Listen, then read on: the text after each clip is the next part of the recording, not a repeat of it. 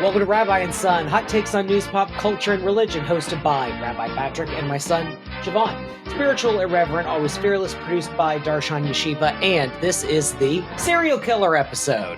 So, serial killer episode. So, serial killers, a fascination of yours. Much like your generation, you are into true crime. Exactly. So why serial killers? Why did you want to talk about this today? It's not so much serial killers, it's why people are so fascinated, or the attraction to people who have killed people. Got it. So why do you think people are so attracted to people who are murderers? So, I don't know. Somebody. This is going to be a short podcast then. Yeah, no, I mean, they can find them attractive. Okay. People can have that, like, there's like a dark side. This is like, this is dangerous. Right. This is like, something that's, dangerous, hot. Subversive. Okay. Why do you think we're attracted to that as human beings? What is it about the antihero that we find so appealing? Who's we? Like humanity, the thing that you're part of, the human race. I don't know, because it's someone that's not trying to, like, for example, like with superheroes, like you have these people who are just like perceived as like good, everything they do is good, and it's always good, and you have this person, the other person that is doing good, but also have to do some bad to get the good done. Okay, and they're not like fake, like stand on the soapbox and I'm so much better than you because I do things this way. Okay, so we live in a world often where there's like when I was a kid, you'd play a game in the yard like good guys and bad guys, or like good guys versus bad guys. So we get into this binary of good guys versus bad guys. And we know that's not true because good people do bad things and bad people do good things. And so you think maybe that's where maybe some of this comes from? I mean, I guess the people are thinking that people are simple. Like, that comes down to that. Like, some good people. I think people are just people. Okay. And everyone is capable of anything. Sure, I would agree with that. I mean, but some people are like, legitimately like psychopaths. Right. That's just clinical. Right, that's very true. Okay, so why the topic of serial killers? Like, why are we discussing that today? Because of, the whole Luigi Mangione. Right. And everyone's like, fawning and just like, gotcha. Gaga. So not just serial killers, but like people who commit these crimes and then they goo goo gaga. Yeah, and like the media also helping with the elevation of these people, right? And then like the dramatization when it comes to a media form, and they get like a hot actor to like play it, and they make it all like this like like racy situation. So this is like the Menendez brothers show, exactly. Or I suppose the O.J. Simpson ones were never like in that exactly, but yeah, because O.J. Simpson wasn't attractive. Oh, God. Like if it was like an attractive person, then like, oh yeah. I'm just trying to think of these like famous cases, and that was the Menendez for my generation, right? It's O.J. Simpson and the Menendez brothers. Those O.J. Simpson, Menendez brothers, Ted Bundy, now Jeffrey Dahmer. Yeah, Ted Bundy and Jeffrey Dahmer were before my time, but like, yeah, but I can see like how these streaming series that have come up and all that. Yeah, they've sort of glorified these people on some level. Yeah, and it's like, no, these people did bad things. They literally kill people, and you're trying to make them like this hot. Like, I get like sex sales, but people died. Right, that's the ultimate situation. Right, like you're just like making these people seem, and then they like sometimes people like try to.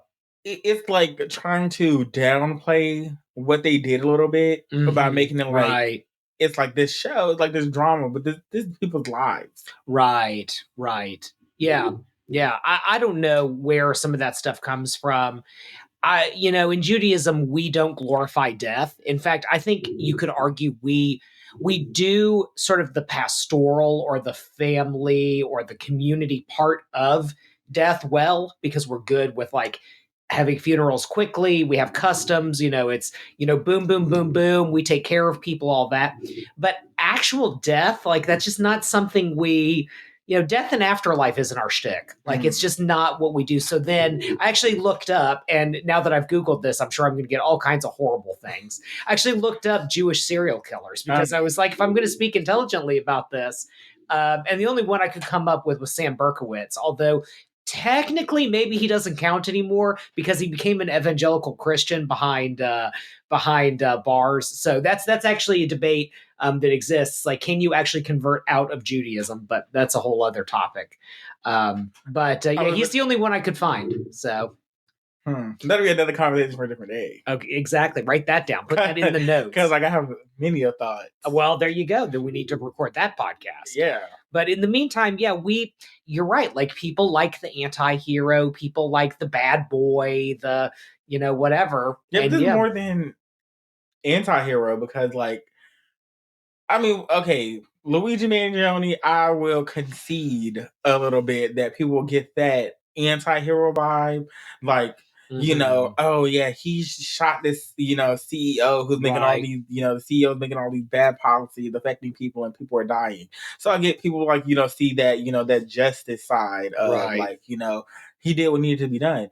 But then are you going to say what the Unabomber, right? And the what was the one that blew up that truck on that federal building?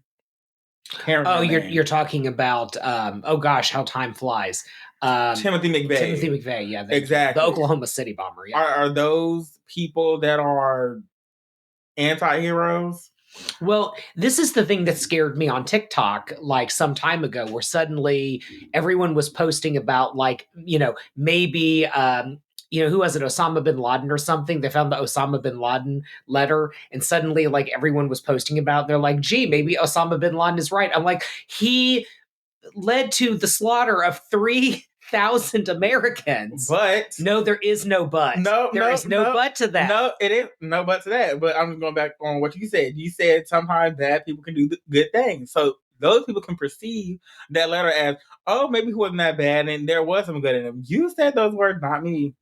Well, I think that when you kill 3,000 people, you probably get to be put in the special category of terrible human being. I mean, there's a lot of people. There's a lot of people. We could talk about. We're not comparing. Never mind. We're not even going to go into. We're not going to compare and contrast how terrible people are. No. Yeah, no, we're not going to do that. Yeah, there are certain individuals who killed 6 million of a particular group who, we're not going to discuss. Yeah. Yeah. So anyway, but back to the bigger question though of, what is it about, like, is it a certain kind of person that is attracted to this kind of people who do these terrible things? Like I remember there were these two young women, maybe they were even high school students, I don't know, but who became fascinated by the Columbine shooters. Mm-hmm. And they had basically, and they, this was 20 years after the shooting. So they weren't contemporaries of one another. Mm-hmm. They just became deeply fascinated by this vintage thing to them, right? This thing that happened way back in the before times. And they started a website or some social media around it. And were very, as you would say, goo goo gaga over the Columbine shooters. And it just became this almost retro cool thing for them. I don't know where, what is that? Is it a certain kind of person, you think, who goes in that direction? Or is that something we're all capable of on some level? I think we're all capable of finding some of those people attractive, but attractive both physically and... I mean, any of us are capable of oh yeah, they're attractive. And then oh, but they still killed 13 people. Right. But some people are ooh, that's they're just I don't know, it's this wanting to be close to danger in that that rush of, oh, they're bad. Oh, they did this, bad stuff. Oh, it's so dark.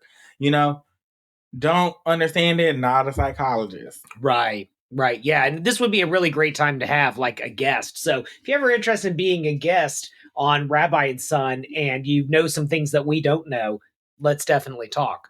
Yeah, but I Yeah. was on some reading. I'm a forensic psychiatrist. These are 5 reasons why women fall in love with murderers. Okay. Prolific serial killers like Ted Bundy and Jeffrey Dahmer had numerous female fans. Forensic scientists, forensic psychiatrist, Dr. Shom Das, uh, London cites, factors like hyperstephilia, blah blah. An expert has explained why some women are attracted to murderers like Jeffrey Dahmer, Ted Bundy, Chris Watts, despite their horrific violent crimes. Dr. Shom Das, 44, is a forensic psychiatrist based in London, as well as a YouTube content creator making videos about mental health topics for his channel, A Psych for Sore Minds. I should check that out. See what they got going on. In a recent video, he addressed why some women are drawn to men who commit the most violent crimes, putting forward several explanations from childhood trauma to a condition called hyperstephilia. Explaining the complexities of why some women are drawn to violent criminals. In this video, Dr. Das explains, quote, I mentioned Ted Bundy, but there are also other high-profile murderers, including Charles Manson, Jeffrey Dahmer, and the Night Stalker Richard Ramirez, who was sent letters and gifts from women all over the world. To me, the Dahmer case is extremely shocking because these pure, kind-hearted women managed to look past the cannibalism, the offending, the oh, it doesn't bleep out. Bleep, bleep, bleep, bleep. Yep. They have looked past his own sexuality and they still swipe right. The psychiatrist also referenced the most recent case of Chris Watts, who unalived his pregnant wife Shanann and their 2 daughters, Bella 4 and Celeste 3, in 2018. He says, quote, Chris Watts received love letters and photos from female admirers. One even sent a photo of herself in a bikini to Chris Watts in prison. Looking at the possible reasons for this, the first factor Dr. Doss cited is psychosis. Psychosis. He described a case in which a woman experiencing psychosis believed she was communicating telepathically with the criminal, and that they were in a relationship despite the 2 never having met. Right. In these cases, yeah, there we go. He says the women are mentally unwell. They are not making rational choices. He adds, and also, this is an extremely rare presentation, so we can just sort of put it off to the side, and I just wanted to give it an honorable mention. Okay, because no, psychosis, I would fear the day, if and when it happens, I become famous, and like someone is just like obsessed with me. Yeah. I've never met that person, and then they like have to. I just think that is like a crazy thing that like people can have. Yeah, I mean, in the early days of my work, I had a person, and this was actually when I was dating, your mother. So I got an email from someone who was really interested in my blogging, like, because that's what that was. That I was a blog, and like just lots of like fan mail. And sure, that's nice. Like I appreciate it. This is before like Instagram and people kind of communicating that way. And eventually, this person figured out that I lived in Atlanta. And she said, I am going to go fly somewhere. Atlanta is my connection. Is there a way that I can meet you in the airport? Because I just really want to hug you and kiss you. Ugh. And I had to tell them, like, look, I have a girlfriend. Like, this is not appropriate. Sorry. Yeah. And I remember telling this rabbi friend of mine at the time, I was like, yeah, like this crazy thing happened. Like I've never had this experience before. And he was like, Patrick, I deal with a lot of weird stuff, like as a big synagogue rabbi, but I've never had someone send me an email telling me how much they wanted to hug me and kiss me. You are in your own, you're in your own world. Yeah, so yeah, that's the most unusual it's ever gotten. I mean, considering like, that's rare. Yeah. It's, and they maybe didn't mean any harm by it, but like no, that's weird. That's weird. It is weird. It is weird. Weird versus harm is 2 different things. All right.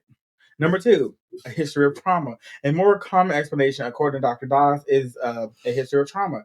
He explains, quote, so they've either been physically harmed and or emotionally abused by a partner or by their parents, and they want to repeat this kind of cycle either subconsciously or intentionally. Okay. Yeah.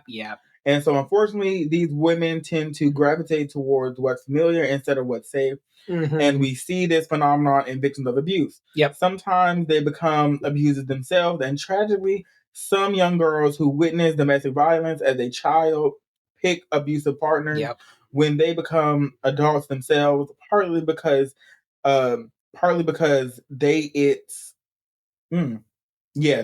was the misspelling or grammar. Yeah, grammar.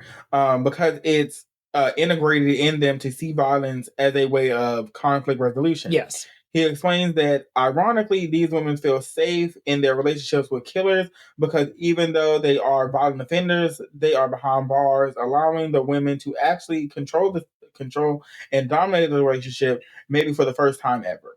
Wow. Okay, that's interesting. Yeah, but all of that tracks. I mean, it's called an ACE. It's an adverse childhood experience. So yeah, yep, I can see how all that would play out. I mean, I have no comments. Yeah, it's terrible. Yeah. All right. Number three, savior complex. There are other cases in which women, quote, feel that they could save or transform the prisoner or the killer, seeing it as a challenge. Okay. Sure. I mean, like, come on, it's a killer. Like, that's crazy. A serial killer.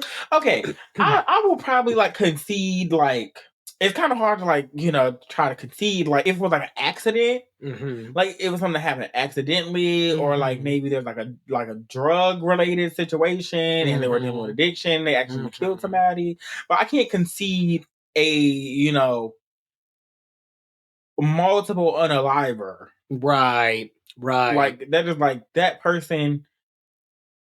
You can't say right. Yeah, I think that this probably goes back to something that a friend of mine said to me years ago. This was in my single days, and as a female friend, and she said, I asked her, like, why are women attracted to like these terrible guys?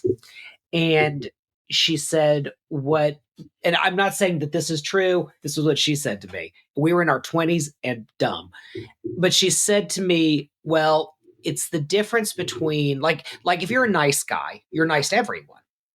Okay. Nice to her or him or nice to whoever, right? If you are kind of a jerk, you're a jerk to everyone except the person you're with. And then that's an ego boost for them. I'm the one person on the planet that you are not a jerk to. Now, the problem is eventually he's going to be a jerk to you. Like that's not going to last forever. Yeah, but I could see that. I could see there being something to that with some of these people. All right. Number four, idealized relationships. A further psychological aspect cited by the psychiatrist is that, quote, some of these women have a kind of notion of a perfect relationship.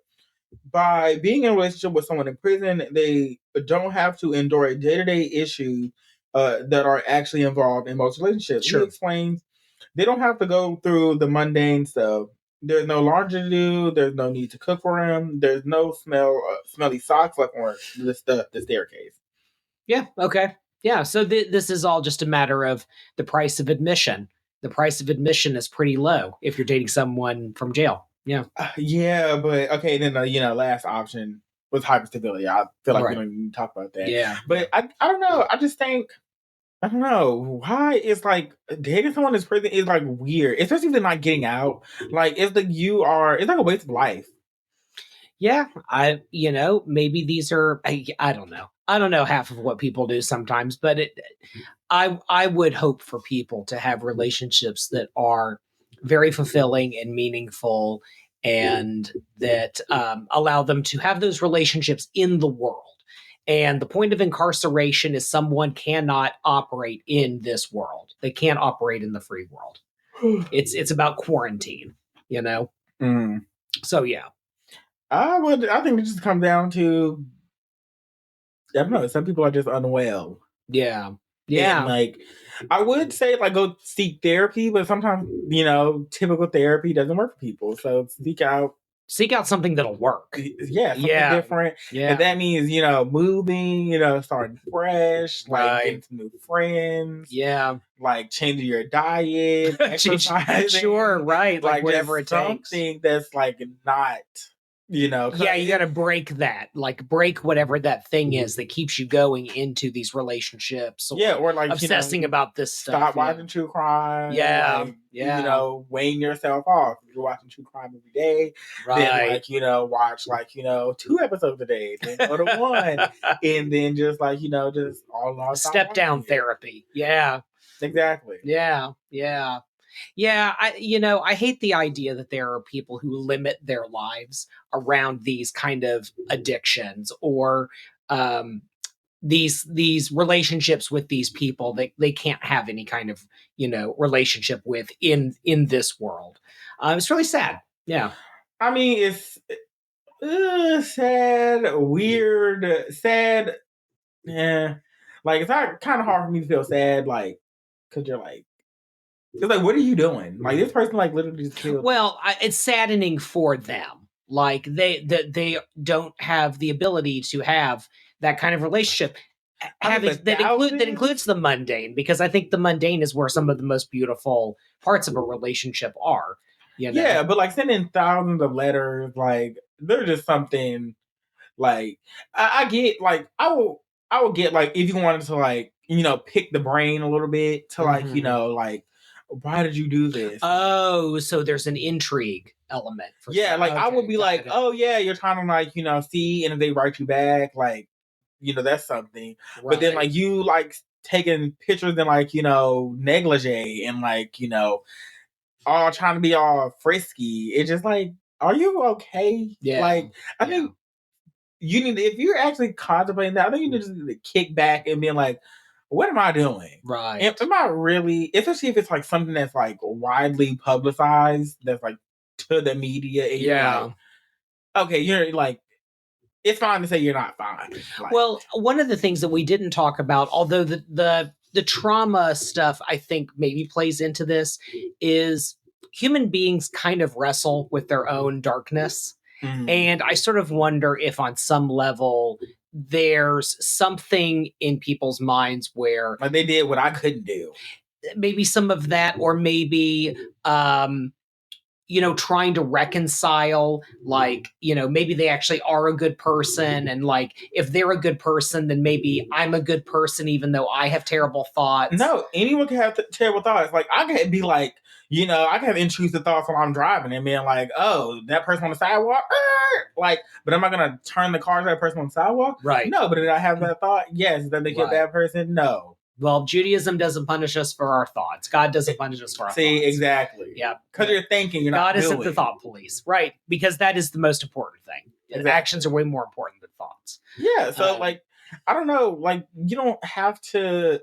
But we need to prevail over these things. Like what you're talking about with the person that maybe should like move or, get a new set of friends or whatever. Like that to me is just these people need to learn how to overcome themselves.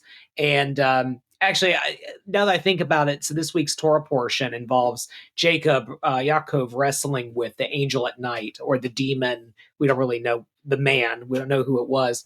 Could have been God, could have been his brother, could have been a lot of people. But the point is that in the wrestling match, he goes in with one name. It's like totally dark. He goes in with one name and he battles with this person. And then in the end, this mysterious figure blesses him by giving him a new name. And so maybe there is a certain kind of like, Jacob, I think, is dealing, like if you read the story of Jacob, like he's basically a trickster. He's a fraudster. He's a con man.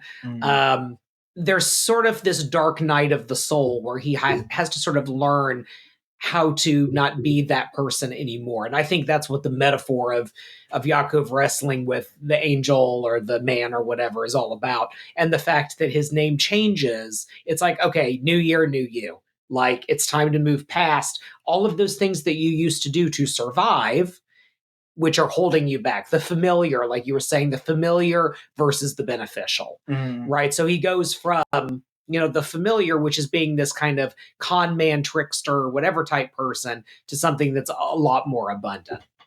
And hopefully for these women who are attracted to these guys, maybe they can have something like that too. Yeah, We're but all this is the wrestling thing. with darkness.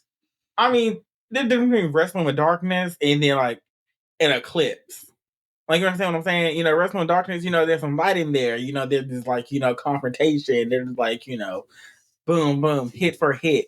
But like, with these people who are like, doing these things and are attracted to these things, it's not wrestling with darkness. That's like a full on. Well, but I would say though, in a certain kind of way, it is like they're wrestling with a darkness that's inside them, and the way that they win is by doing any of these number of things.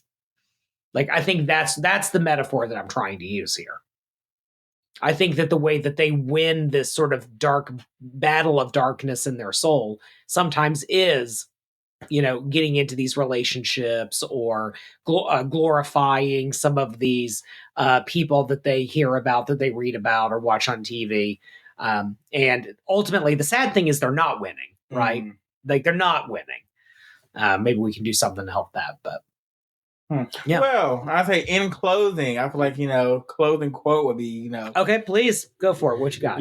Just watch what people do and not what people tell you. Like actions speak louder.